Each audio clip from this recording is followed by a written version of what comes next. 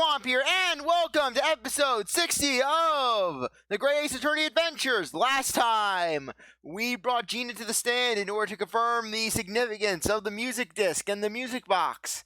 And in the process, we pretty much just proved Gina to be a perjurer and basically hurt Ryunosuke's reputation a bit. And in this episode, we're going to continue on. I believe we now have a reasonable understanding of what actually transpired on the omnibus. It would appear on the night 2 months ago, a negotiation was taking place on the omnibus. A negotiation concerning this disc. However, matters did not run smoothly. When the parties involved began to quarrel over price, McGilded took what he wanted by force. And then it threw several shillings at the dead man's corpse as an act of passive-aggressive bragging. Oh, look at this. Oh, you're dead now. What you'll earn for money get you now? You're dead. You're dead. So now, you want money? Take some money. You're a good sport. Yes, McGilded drops a few shillings down on the corpse at the expense of the other man's life. Which proves my point that this is clearly extremely valuable in some way, although I don't understand why as of yet. And 2 days ago, precisely 2 months after the omnibus incident, McGilded's coat and its contents were due to be forfeited. I didn't know what I should do with the ticket. I mean, the cove died right after his trial. I knew that. So you decided you would try to claim the articles as your own. Well, why not, eh? They were only gonna be forfeited. Why should I have got them? Anyways, you can't blame me for thinking about it. Thinking ain't no crime. Miss Lestrade, it would appear Mr. McGilded was prepared to kill in order to take possession of this disc. Do you know why that would be? I ain't got a clue. But I reckon it must be worth a fair bit of brass. He was probably gonna sell it. And you can't blame me for thinking that. Thinking ain't no crime. Yes, yeah, but knowledge is the greatest weapon. After all, knowing is half the fight. What? Yeah, I don't know who's speaking. The evidence your lordship request has been located and is ready for the court's inspection, sir.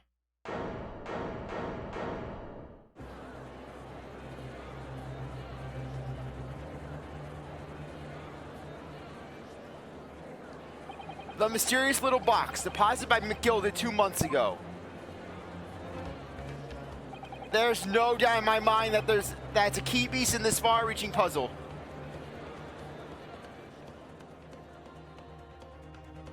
To be continued.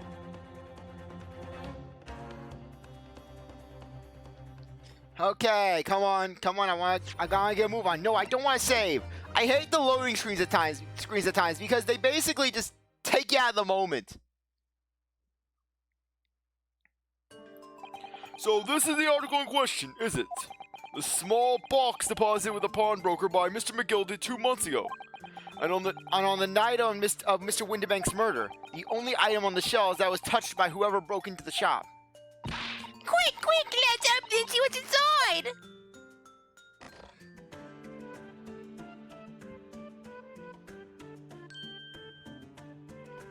Good gracious, this is no ordinary box, it seems. Wow, although in truth I had an inkling that might be the case. It would appear that the box houses a miniature music box movement. Then, is it too much to expect? I think it would be reasonable to assume that it is a device for the playback of this disc, my lord. So, here we have the means to play back Mr. McGilded's disc, deposited at Windibank's at much the same time. Not strictly correct, my lord. It was not McGilded's disc. It was the disc of his victim in the omnibus. But why? For heaven's sake. Are we going to understand that the brickmaker was trying to sell this music box disc to Mr. McGilded?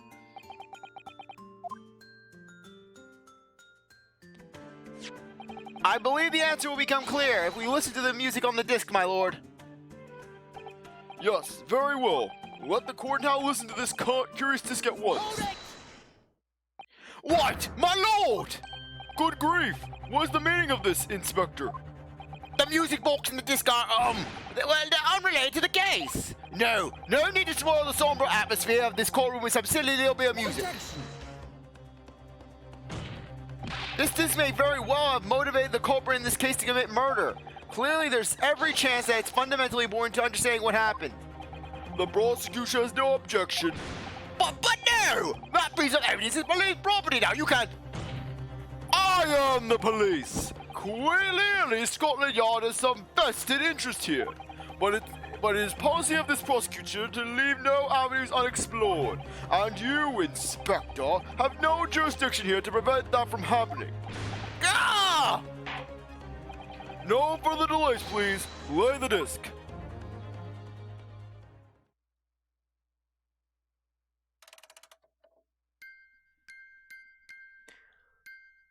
Yeah, modern day music. Music of today. This is the music that plays today. Human music, human music, human music. Yeah, from Rick and Morty, that Jerry was hearing in the simulation. Yeah, McGilded. Oh yeah, sir, this is my beat. Yeah, McGilded just danced to this. Oh yeah, this is going to take the world by storm. What on earth? That clearly is not what I would call music. No. It's just the same note playing over and over again in an irregular sequence.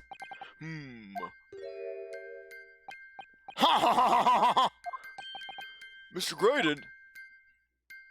This really is priceless. Let me dance to this song.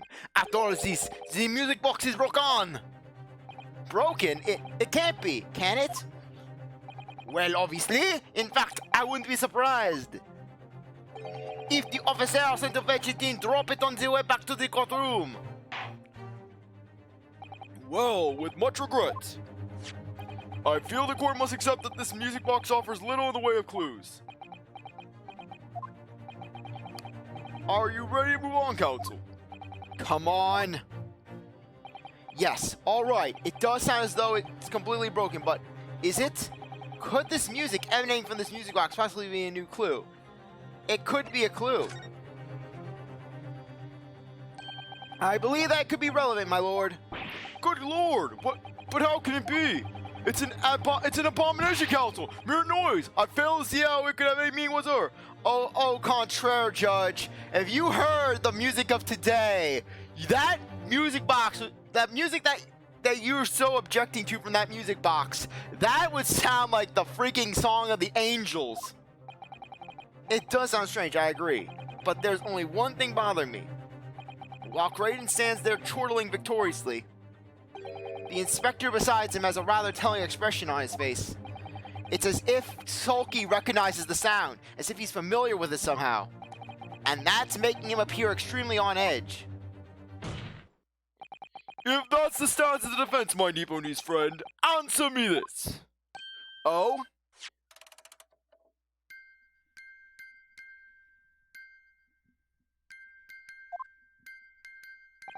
Just what relevance do you propose this woeful chiming has on this case? It's the defense's belief that the sound emanating from this music box is... I know that it's not supposed to be music, but I want to say an unusual genre of music.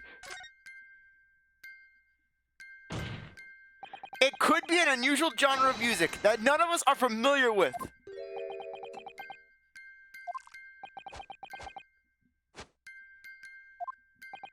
Counsel, would you care to elaborate on that remark? Well, it could be a new style of music that's about to take the world by storm, for example. I think not, counsel. Such monotonous nonsense would be pleasing to no one's ear, surely. No, it's pretty solid to me, if I do say so myself. Yeah, I can really rock out to this.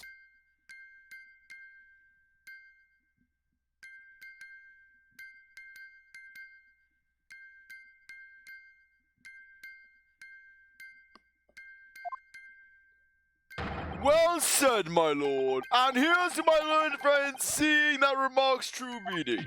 Ah! I know it was wrong, but I had to do it. The music, or whatever you want to call it, has to be relevant somehow, which might actually be the point. Let's see if you grasp the question better next time around. Well, basically, it's not supposed to be music. Just because this is a music box, it doesn't necessarily mean the sounds we're hearing are music. Look at that. The smile vanished from Graydon's lips as soon as I said it. I'm on the right lines here. I must be. Making deductions based on how people react to what you say. You're acting just like Hurley, Runo. You're learning my ways. Objection! The sounds we're hearing aren't necessarily music. Well, now that you've told us what they are not, I'm sure the court would like to hear what they are. Do enlighten us, my Nipponese friend. Well, Surely you have an idea in mind, because if not, it will be the death of your ill-formed argument. exactly. The music is clearly broken. Refusing to accept that fact is pure foolishness. They've got me. I don't know what the answer is yet. Runo? I just examined the music box very thoroughly. And I'm fairly certain that it's not broken at all. Oh, but yeah, by the way, did we get into evidence? No, we did not. Really? Really? The way it's been made, it can only produce a single note anyways. Thank you, Iris.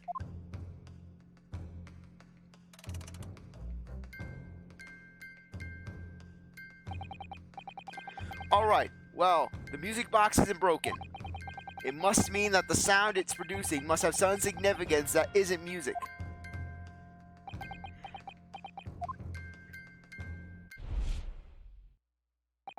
Ah! Could it be? Is what these sounds are?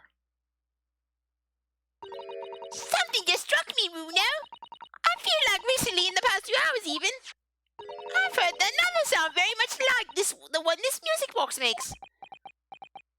Yes, it's a familiar sound. Actually, Iris, I was just thinking exactly the same thing. I'm going to have to press the defense for an answer. If your assertion is that the sound produced by this music box is not in fact music at all, then what the devil is it, counsel? All the evidence we've seen so far, all the testimony we've heard, it's all pointing to one single answer now. The prosecution demands that my learned Nipponese friend presents proof now. Tangible proof of this latest wild speculation. Alright then, this could be the best chance I'm going to give to fight back in this trial. And if I'm right, it's going to join all the dots together. The evidence that explains that the true nature of the sound of a music box is... Okay.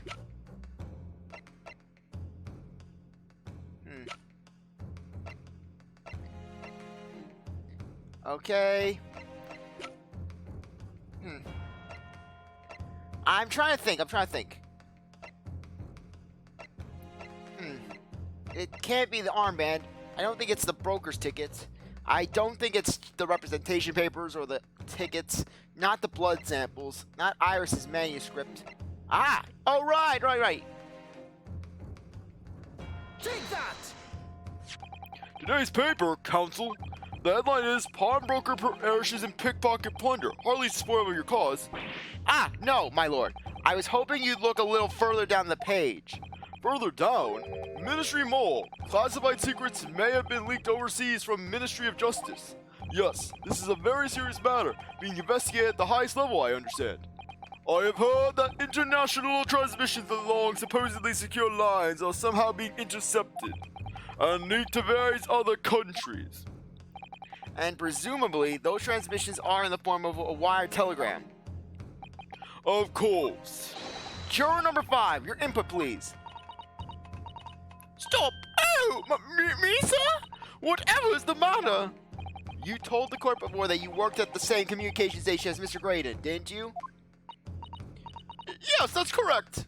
And the particular station where you work, deals with government communications and newspaper reports. Oh, yes. We're not your run-of-the-mill communication station at all. Our work is extremely important. Then tell me, is this not a very familiar sound? I will communicate with it! You don't mean to say it is? That's right, madam. It bears more than a passing resemblance to the sound made by your telegraph machine as you tap it. I believe it's called Morse code. But I don't believe it! Now, correct me if I'm wrong, but when it comes to leaking telegrams from government departments, there could be nobody more perfectly placed than a highly skilled communications officer. Oh, are you suggesting that the music box disc contains stolen government secrets in Morse code? Okay, I'm out. I quit. But my Lord Mazix, I am done with these cases.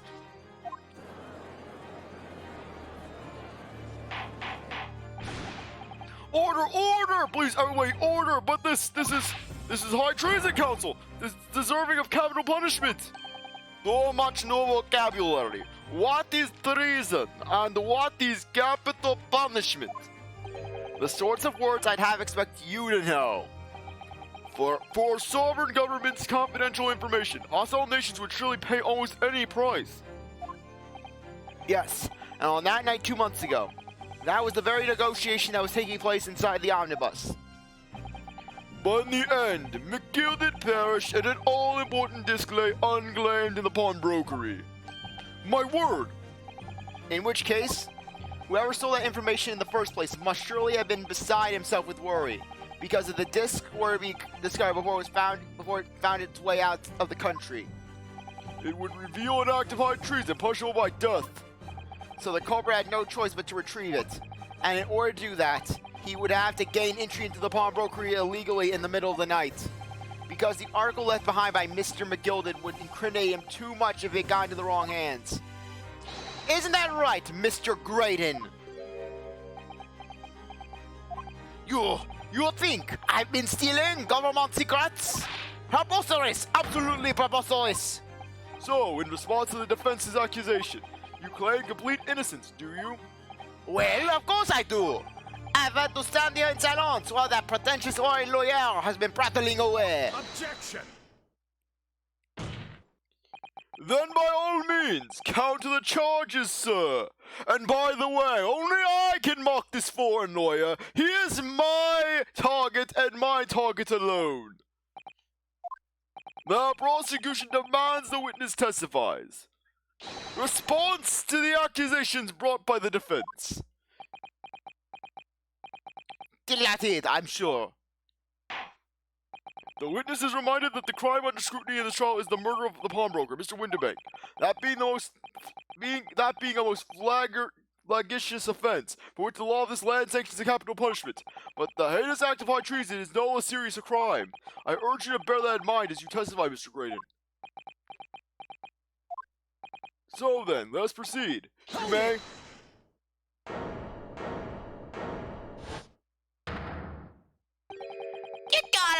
You gotta let us have a rabbit in a book, you governor. We got things to say. I beg your pardon? Who do you think you are? This Nash Skulkin. Occupation is professional baddie. Name's Skulkin, but we've ain't batty enough to sell out our motherland. I love how these guys, they apparently have, they're willing to basically shoot a guy. They're willing to shoot people, potentially kill someone. They're willing to break into stores to steal, but yet high treason, that's where they draw the line. That's right. We what they call Poked my eye. The three Skulkin brothers, I don't know. Oh, come on, Sulky, don't do this. Bad timing, fellas. Very bad timing.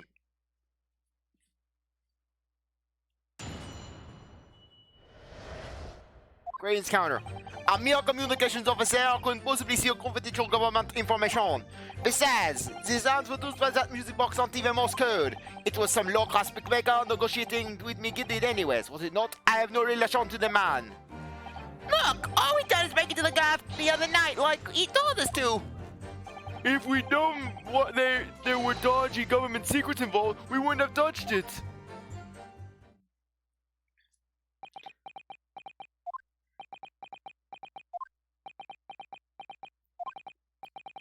Mr. and Mr. Skulkin, One missile do, Governor. What's up? do I take it that you now admit to the crime? That on the night in question, you did indeed gain entry to the premises illegally?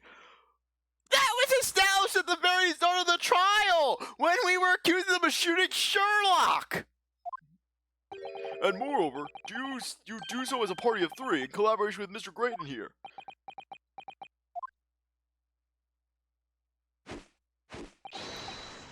I don't know who's speaking. I can't do two voices at once. Quiet down, please. What say you to that, Mr. Gregson? I have no idea what these two ruffians are referring to. You little rotter, getting us mixed up in all this monkey business. You never said nothing about no government secrets. It's what it was supposed to be a straight-up job. And what about the geezer whose shop it was, eh? Poor old bloke didn't have to die, did he? You tried to shoot Sherlock! Yeah, but then again, they saw Rant's magazine. They didn't respect Sherlock. Ah! Nice to know who your friends are. Whatever these men say, I deny the accusations. Indeed. Well, I certainly was expecting this little music box to become so significant in the proceedings. However, as it has, I will have it admitted to the court record as evidence. A small music box has been entered into... the court record. Now let's look over the music box.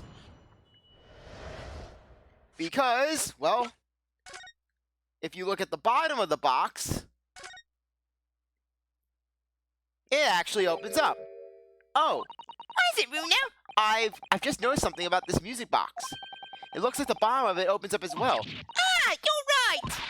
Well, come on then. What are you waiting for? Let's open it. All right then, here it goes. Look at that. There's another movement on the underside.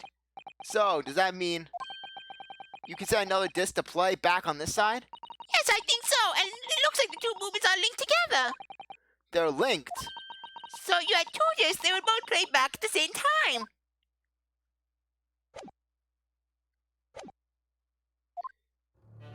And Neil, okay, yeah, I read that right.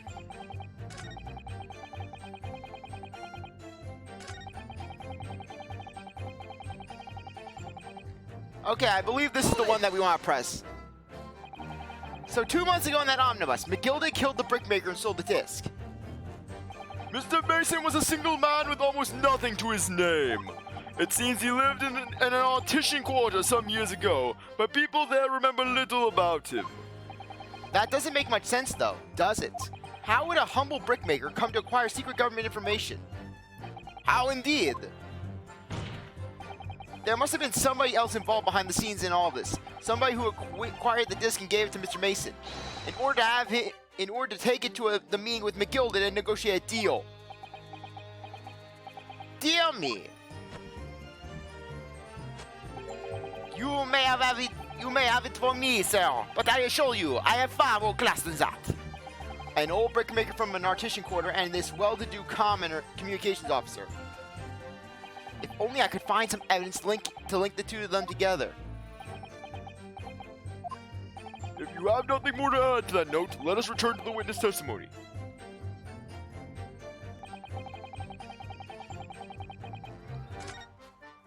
Okay, yeah, it's this one then. Hold it! I knew it was either the second or the third. They're not. To anyone with a brain, that would be blatantly apparent on listening to that music box for even a few seconds. Of course, of course.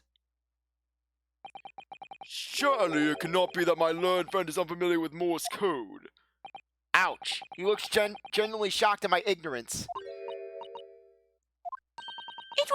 I'd be more than happy to demonstrate the basics for you, sir. A lesson here in the court. Morse code is a continuous series of two distinct tones. Tones, you say? Yes, a short dot and a long dash. By combining these tones in different ways, you construct letters. I see. For example, this is A, and this is B. But when you listen to the sound produced by this music box, you only hear one tone, don't you? But it sounds so similar. The rhythm of it is the same in everything. But there's no discernible meaning to this apparently random sequence of sounds. So your assertion is fundamentally flawed. This is not Morse code. No! Ha ha ha ha ha! Really? You shouldn't be so surprised. What did I tell you? This music box is nothing but a worthless piece of scrap. Perhaps you might consider studying your subject matter before casting suspicions in aspirations in future. Stop. Nothing to say but stop. Oh, it's so frustrating, isn't it? Iris? I mean, if the government secrets were somehow being leaked to using a music box, so many other things would slop and fall into place so nicely. Could there still be something I haven't considered? Would it really be impossible to use this music box to not play back Morse code? Give it a try. There's still every possibility that this music box is instrumental in the leaking of government secrets. That's the belief of this defense, at least. Objection! Does it please you in some way, my devotee's friend, to repeat the same line of argument in ad infinitum? It's already been established to be that of Morse code. 2 tones are required. Dots and dashes. Yes, I'm well aware of that. Then what? Well, it would appear that the defense has a hypothesis to put forward. You had better present your idea at once, counsel. How do you propose that this music box, which appears to be a product of only a single tone, could have been used to cipher secret messages into Morse code?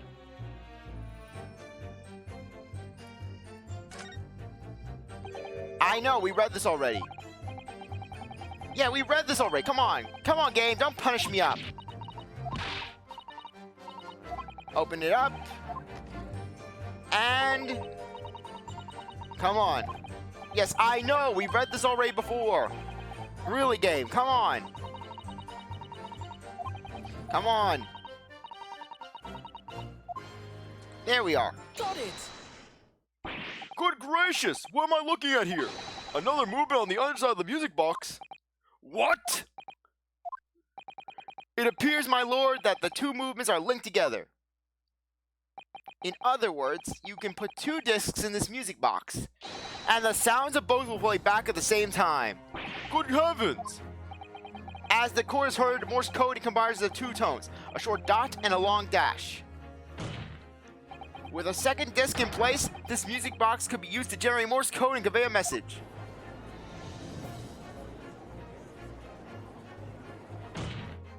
This is beyond a joke! I'm sorry? This poor excuse for a lawyer has absolutely no evidence to support his claims.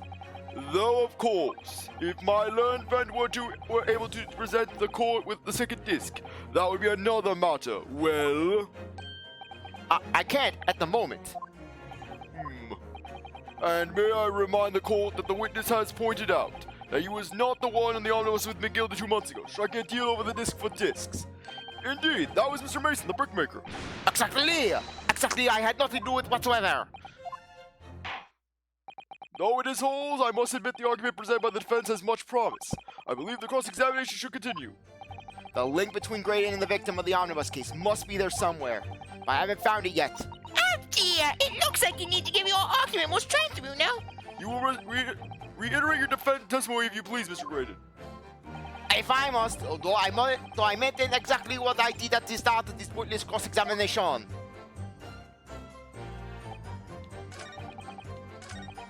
Hold it! So, is this newspaper headline accurate? Government communications are being intercepted? How could I possibly know? What do you mean by that? Any important government communications are handled by high-level officers, by specialists. General members of the staff in the station where I work would never be trusted with sensitive information. I don't know who's speaking. Let me guess. Juror number 5. We regularly communicate We regular communication station officers aren't as lowly as you are being led to believe. A team is also responsible for setting up and testing the telegraphs used by the ministry. And Mr. Grayson is the team leader. That's fascinating. Grayson is a highly skilled operator. Stop. Currently in presence of idle. Stop. So you had access to the equipment used for these confidential communications, Mr. Grayson. Well, what of it? These transmissions are always made behind closed doors, so they can't be heard. And in any case, all messages are sent in cipher. Normal employees couldn't possibly understand them. Oh no, stop! Must say something, stop! Mr. Grayson regularly attends meetings with the ministry technicians and the ministry communications team. He assists them in ensuring that there are no errors in important international communications. And he's received the top prize at the Cipher Cracking Convention 5 years in a row now. That's fascinating. I hate you. You are not Louvre material. Grayson is highly skilled operator. Stop. Currently impressive idol. Stop.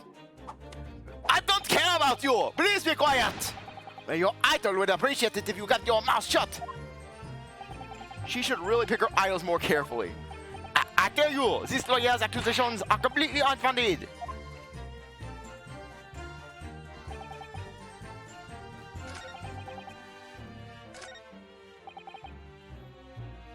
Hold it! Like Mr. Grayson told you to do, you mean? That's it, yeah. Who else, eh? Stanley and me thought he was just popping over on Nada after all them years, but the runner had a dodgy job for us.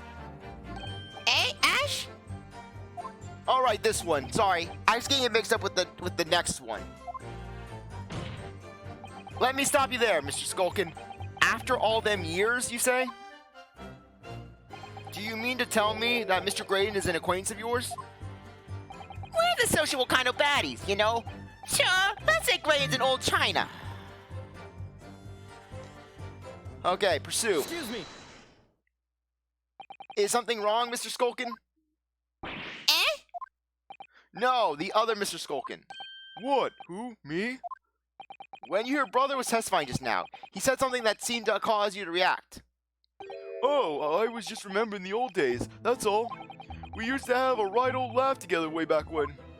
Together with Mr. Grayson, you mean? Yeah. Yeah, with Ash, I mean. You look at him now in his fancy whistle and flute, and you wouldn't Adam and Eve it. But when he was younger, he was from the poor part of town, just like us. Is that so? But he was always a leery one. He had the brains, he had the savvy. Always coming up with smart ideas like what we would never have thought of on our heads. God blimey, ain't that the truth? Remember Milverton and Skulkin's milk run? It was a corker, eh? Save it until the trial! Your reminiscing has no place in this courtroom! And neither does your fruit! Oi! The geese asked us a question, didn't he? And we was answering. Yeah, we ain't done nothing wrong. If you insult our fruit, we will destroy you with a bag of apples. Nevertheless, the court is now not prepared to accompany you on your trip down memory lane. Counsel, can we turn our attention back to the testimony, please? I don't know. Could that sentimental story be relevant somehow? Add to the testimony. My lord, Yes, counsel? the brother's last sentimental statement could hold vital information relating to this case. Very well, counsel. I will permit the brothers to supplement their testimony with that detail. Briefly, I hasten to add. Say no more. Skulkin's never Skulkin, I don't know.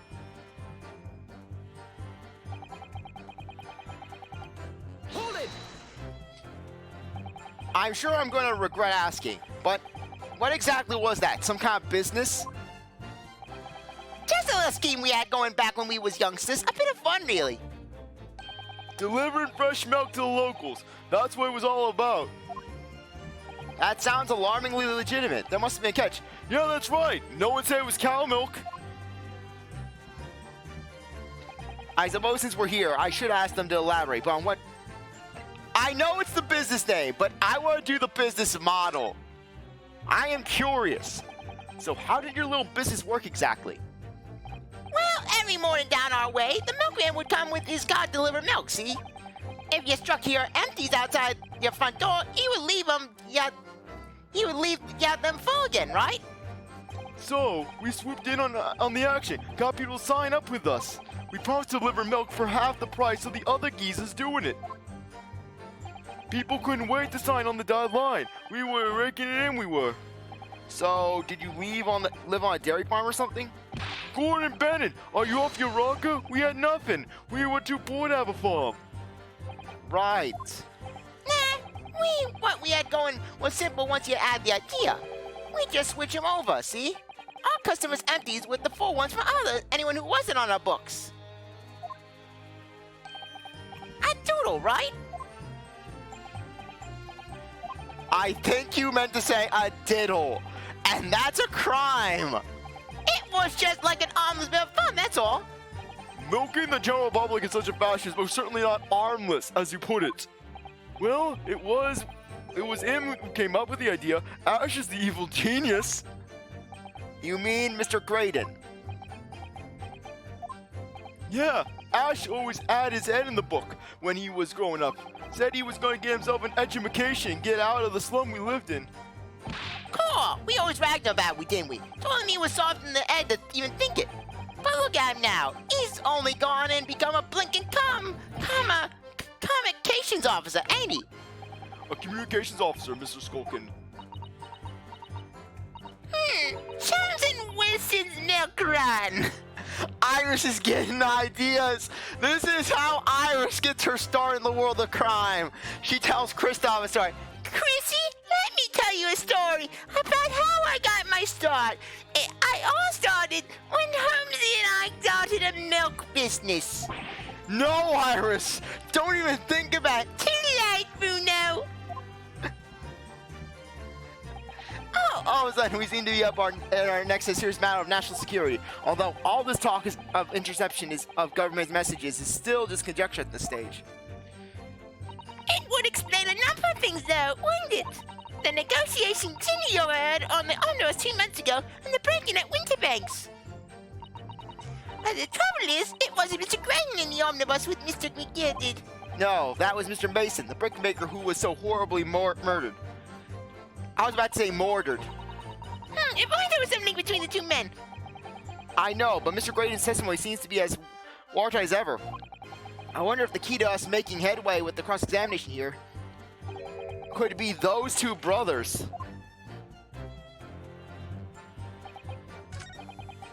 Okay.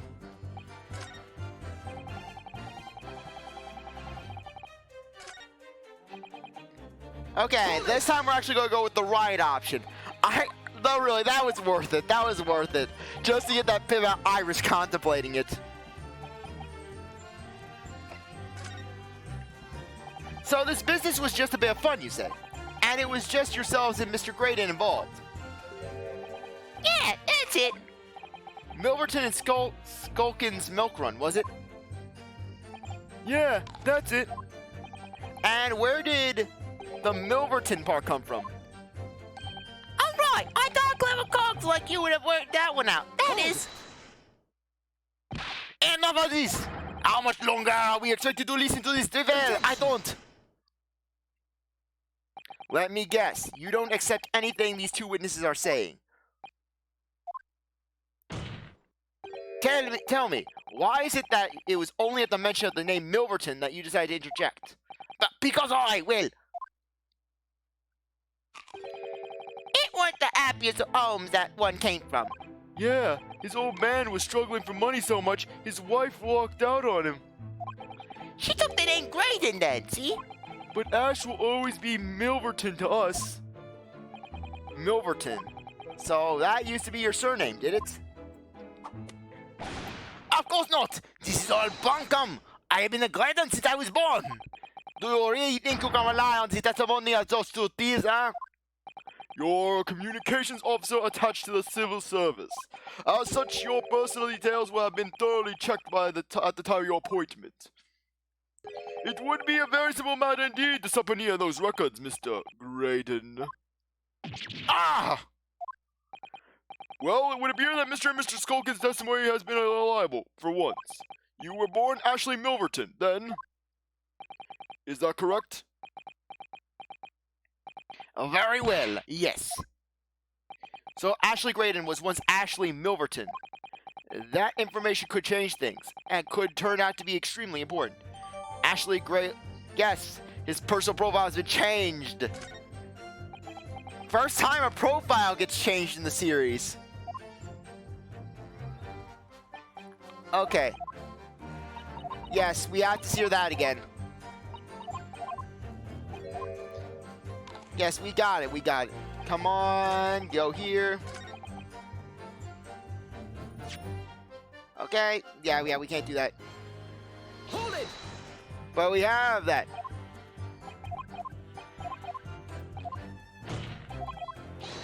Okay, let's go through this. Alright, yeah, we have to present the book. Okay. Present Susato's book. Come on, where are you? Where are you? Where is it? Come on, where is it? Here it is. Objection! Mr. Ashley Milverton, tell me, why did you try to hide your former name from the court? Because I haven't gone by that name for years. It means nothing to me. No, I don't think that's the real explanation at all. The truth is, you had a reason to hide that name. Explain yourself, please, counsel. I have here the notes from the omnibus case, my lord. And as we all know, the victim, the man who we now understand to have been negotiating with McGilded... Yes, Mr. Mason, the brickmaker? That's right, only Mason wasn't his surname at all. It was his given name. His full name was Mason Milverton. Milverton? Do you mean to say Saints alive? Mr. Ashley Milverton, is it not the case that the brickmaker, Mr. Mason Milverton, was your father? Oh, I don't. As I believe I mentioned earlier, your family history will have been thoroughly checked when you joined the civil service. And it really wouldn't take no time at all for the court to sub any of those records. The truth is, you have been illegally acquiring highly confidential government information and selling it to McGilded in collaboration with your father. Ugh!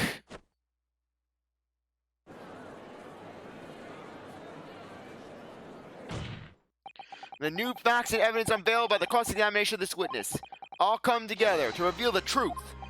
The truth, you say? That you collaborate with your father, Mr. Mason Milverton, in illegal dealings with Magnus McGilded.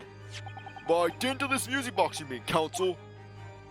Yes, stealing information being sent in secret government communications and selling it on to McGilded.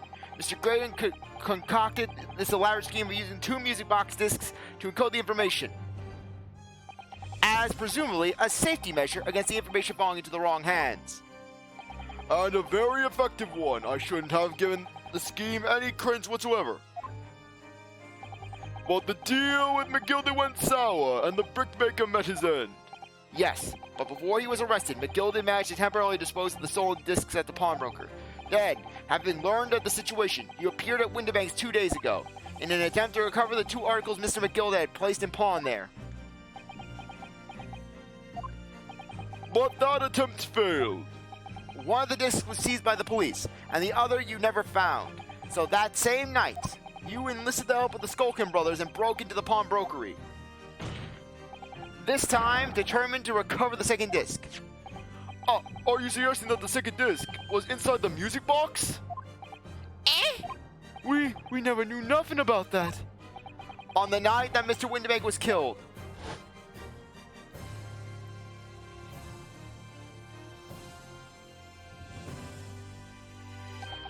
The intruder of the pawnbrokery touched one item, and one item alone, the music box. As rather ingeniously demonstrated using the 2 prints from the security camera indeed. So, the question that naturally begs answering is this. Why was only that one article disturbed? And I think we'll answer that next time. Anyways, I really appreciate that you stuck around to watch this episode. You're a great viewer, and if you come back for the next one. If you like this video, like, subscribe, comment, share, do whatever you want. With that, I'll see you next time. Bye.